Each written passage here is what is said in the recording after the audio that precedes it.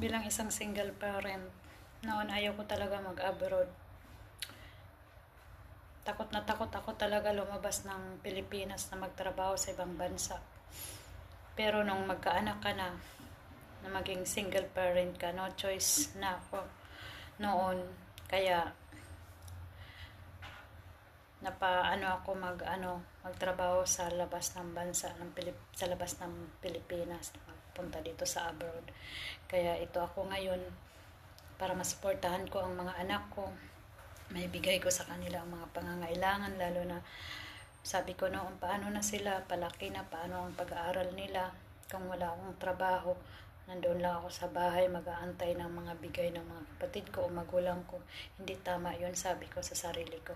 Kailangan maghanap ako ng paraan na magkaroon ako ng sarili kong income na masuportahan ko ang mga anak ko. Gusto ko sila mabigyan ng magandang, hindi man yung yung sapat lang, yung masuportahan ko lang bang pangangailangan nila, lalo na pag nagkakasakit sa pangangailangan nila sa eskwelahan, ganun. Kaya lakas loob ako sumabak dito magtrabaho sa abroad nang walang takot. Malakas talaga ang loob ko yun. That time, yung point ko na makarating lang ako makapagtrabaho para sa mga anak ko. Ganun ang mindset ko noon bilang isang single mother. Hindi ako umiyak, hindi ako ang sabi ng nanay ko, wag daw ako iiyak pagdating sa airport, wag ko lang. Hindi ko iniisip yung mga anak ko, basta ang ko lang, mindset ko lang na makarating ako kung saan bansa. Pero natatakot din ako dahil nga sa mga balita na ganito, ganyan.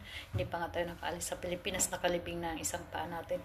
Basta noon, pinapag-pray ko lang kay God na, Lord, bigyan niyo ako ng magandang amo, yung mabait at hindi seloso, at saka magkakaintindihan kami, ganun. Awa naman ng Diyos, hindi niya ako pinabayaan.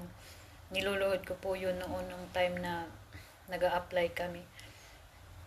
Niluluhod ko yung kay Lord tuwing magsisimba kami. Yung mga kahilingan ko, tinutulo ko yung luha ko noon.